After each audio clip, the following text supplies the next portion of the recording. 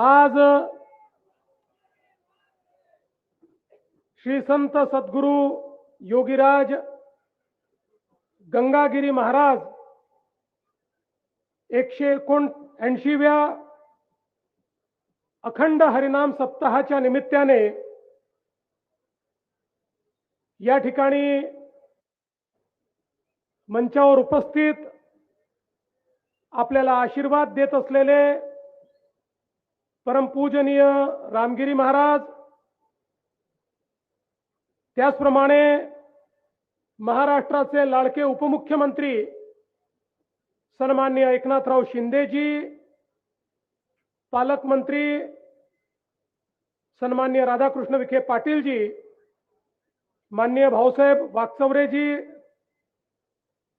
बाळासाहेब थोरातजी, आशुतोष काळेजी, अमोल खताळजी, विवेक कोल्हेजी, रमेश बोरनारेजी, विठ्ठलराव लंघेजी, भाऊसाहेब कांबळेजी, बाळासाहेब मुरकुटेजी, नितीन दिनकर, नितीन अवताळे, धनंजय धोरडे, मंचावरील सर्व मान्यवर आणि या ठिकाणी उपस्थित सर्व माझ्या भगिनींनो आणि भावांनो,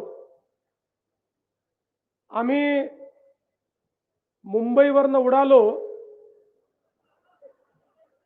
त्यावेळी आम्हाला विमानाच्या खिडकीतनं एक मोठा समुद्र दिसत होता, पण या ठिकाणी आल्यानंतर त्याही पेक्षा मोठा भाविकांचा समुद्र आम्हाला पाहायला मिळतोय. हरिनामाची आणि सद्गुरु योगीराज गंगागिरी महाराजांची आणि सद्गुरु रामगिरी महाराजांची किमया आहे की इतक्या मोठ्या प्रमाणात आपण सर्व लोक हरिनाम सप्ताहाच्या निमित्ताने या ठिकाणी आलात. आपल्या भारताची संस्कृती आणि सभ्यता ही जगातली सर्वात जुनी संस्कृती आणि सभ्यता आहे आणि आता तर जगाच्या उत्खननाने हे मान्य केलं आहे की ज्यावेळी युरोप, अमेरिका वगैरे सारखे देशही अस्तित्वात नव्हते, ज्यावेळी तिथल्या लोकांना संस्कृती, संस्कार, विचार, भाषा काय आहे हे माहिती नव्हतं, त्याही वेळी या देशामध्ये पूर्णपणे विकसित संस्कृती होती आणि त्याही काळामध्ये खऱ्या अर्थानं आमचा सनातन विचार हा लोकांना संस्कार देत होता, तीच भाविकता होती, तोच हरिनामाचा पाठ होता आणि त्या माध्यमातनं सातत्याने आमची संस्कृती, आमची सभ्यता आणि आमचा वारसा हा अखंड चालत होता. आज आपण बघा, जगाच्या इतिहासावर अनेक देशांमध्ये अनेक आक्रमण झाली आणि त्या प्रत्येक देशाचा इतिहास बदलला. आक्रमणामुळे विचार बदलले, धर्म बदलला, संस्कृती बदलली, पण आपल्या भारतामध्ये मात्र ते परिवर्तन होऊ शकलं नाही. हजारो वर्ष आक्रांत्यांनी आक्रमण केलं, पण त्या आक्रमणामुळे आमच्यावर त्याचा कुठलाही परिणाम झाला नाही. याचं कारण आमची जी वारकरी परंपरा होती, आमची जी हरिनामाची परंपरा होती, आमची जी सनातनाची परंपरा होती, हिंदू धर्माची जी परंपरा होती, या परंपरेमुळे कितीही कोणी आघात केला तरी देखील आम्ही आमचा विचार बदलला नाही, आमचा संस्कार बदलला नाही, आमचा मार्ग बदलला नाही, आमचा देश बदलला नाही. आणि म्हणूनच आक्रमणामुळे कदाचित ते किल्ले जिंकू शकले, आमची मंदिरं तोडू शकले, पण आमच्या मनामध्ये ईश्वराचं जे स्थान होतं ते मात्र ते बदलू शकले नाहीत. आणि याचं एकमेव कारण होतं या भारतातली गुरु परंपरा.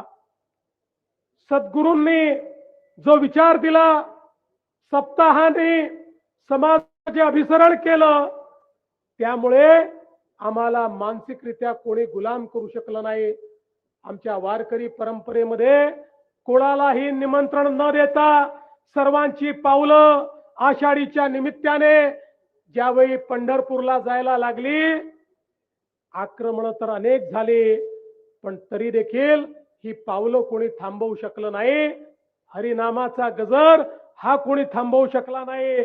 पांडुरंगाचा गजर हा कधीच थांबला नाही. ही खऱ्या अर्थानं आमच्या संतांनी आम्हाला दिलेली परंपरा आहे.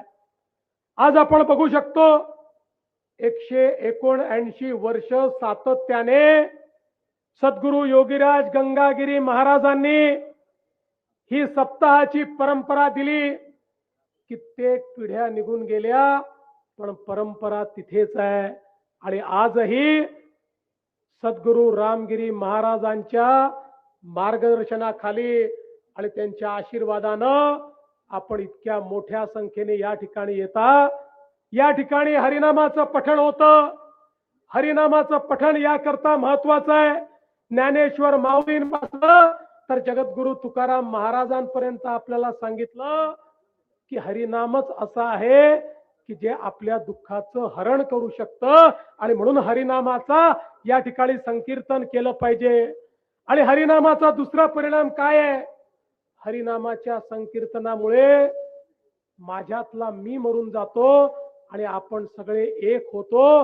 कोणाचाही स्वार्थ त्या ठिकाणी राहत नाही. कोणीही स्वतःचा विचार करत नाही. कोणी जातीपातीचा विचार करत नाही. सगळे सगळे एक होतात. सगळे एकमेकांमध्ये विठ्ठल पाहतात. सगळे एकमेकांमध्ये हरीचा वास त्या ठिकाणी पाहतात. आणि म्हणून आजच्या जगामध्ये हरिनामाच्या संकीर्तनापेक्षा दुसरा कुठलाही मोठा उपाय नाही की ज्यातनं आपलं जीवन यशस्वी होऊ शकतं. आणि म्हणूनच मी खऱ्या अर्थानं परमपूजनीय रामगिरी महाराजांचे आभार मानतो की त्यांनी एवढा मोठा संप्रदाय या ठिकाणी उभा केला की जो संप्रदाय या ठिकाणी आमच्या भारताची, महाराष्ट्राची सज्जन शक्ती म्हणून या ठिकाणी काम करतोय. जो या ठिकाणी हरिभक्तीचं काम करत असताना आमच्यातलं अध्यात्म जीवित ठेवतोय, आमचे संस्कार जीवित ठेवतोय आणि पुढच्या पिढीमध्ये त्या संस्काराचं रोपण करण्याचं काम चाललंय. मला अतिशय आनंद आहे. मागच्या काळामध्ये आपल्या सरकारने निर्णय घेतला होता, सरला बेटावर ज्या ठिकाणी खऱ्या अर्थानं अध्यात्माचा त्या ठिकाणी वास आहे, ज्या ठिकाणून विचाराची प्रेरणा आपल्या सगळ्यांना भेटते, त्या सरला बेटावर वेगवेगळ्या प्रकारे विकास करण्याचा आराखडा आपण तयार केला. त्याचं काम देखील सुरू केलं. तिथला अतिशय चांगला हॉल झाला. रस्त्यांची कामं आता त्या ठिकाणी मोठ्या प्रमाणात पूर संरक्षणाची कामं आपण करतो. आणि पुढच्या काळामध्ये हा संपूर्ण विकास आराखडा झाल्यानंतर अतिशय सुंदर अशा पद्धतीनं हे जे आमचं सरला बेट आहे हे संपूर्ण महाराष्ट्रातनं येणाऱ्या भाविकांकरता एक अतिशय ऊर्जेचं केंद्र असेल. आता त्या ठिकाणी सोलरचं काम देखील आम्ही हातामध्ये घेतो आणि संपूर्ण सोलरच्या विजेच्या माध्यमातून त्या ठिकाणी व्यवस्था उभ्या करण्याचं काम आम्ही करतो आहोत. आणि मी विश्वासानं सांगतो की सद्गुरु रामगिरी महाराजांच्या आशीर्वादानं आपल्या महाराष्ट्रातलं एक प्रमुख तीर्थस्थळ म्हणून सरला बेटाचा विकास त्या ठिकाणी केल्याशिवाय आपलं सरकार थांबणार नाही. मला या निमित्ताने हे देखील सांगायचं आहे की खऱ्या अर्थानं मगाशी शिंदे साहेबांनी सांगितलंय, खरंय, आमच्या पाठीशी देखील आध्यात्मिक शक्ती उभी होती, सज्जन शक्ती उभी होती. आणि म्हणूनच या महाराष्ट्रामध्ये हा विजय आम्हाला मिळाला. आणि म्हणून शेतकरी असतील, वारकरी असतील, शेतमजूर असतील, गरीब असतील, दलित असतील, आदिवासी असतील, अशा सगळ्यांना सोबत घेऊन या महाराष्ट्राचा कारभार करण्याचा प्रयत्न आम्ही करतोय. आणि मला सांगताना आनंद वाटतो की आमच्या शेतकऱ्यांना आम्ही जो शब्द दिला होता तो शब्द पूर्ण करत या ठिकाणी कर्जमाफीची केवळ घोषणा नाही तर कालपर्यंत 12.5 लाख शेतकऱ्यांच्या खात्यामध्ये पैसे देखील आम्ही पोचवले। दर 15 दिवसांनी नवीन नवीन यादी तयार करून त्यांच्या खात्यामध्ये पैसे आम्ही पोचवतो। 56 लाख शेतकऱ्यांना कर्जमाफी देण्याचा हा उपक्रम आता आपण सुरू केलेला आहे आणि शेतकऱ्यांच्या पाठीशी आपलं सरकार उभं आहे। मला आनंद आहे की आपल्या सरकारने शेतकऱ्यांना त्या ठिकाणी मोफत वीज देण्याचा निर्णय केला। आज शेतकऱ्यांना मोफत वीज आपण देतो आणि त्यासोबत आपण निर्धार केला होता की शेतकऱ्यांना दिवसाच 365 दिवस वीज मिळाली पाहिजे। 75% शेतकऱ्यांना दिवसा 8 तास वीज आपण देतोय। हळूहळू 100% शेतकऱ्यांना देऊ आणि त्यानंतर शेतकऱ्यांना 12 तास 365 दिवस मोफत वीज देण्याचा निर्णय देखील आपण घेतलेला आहे।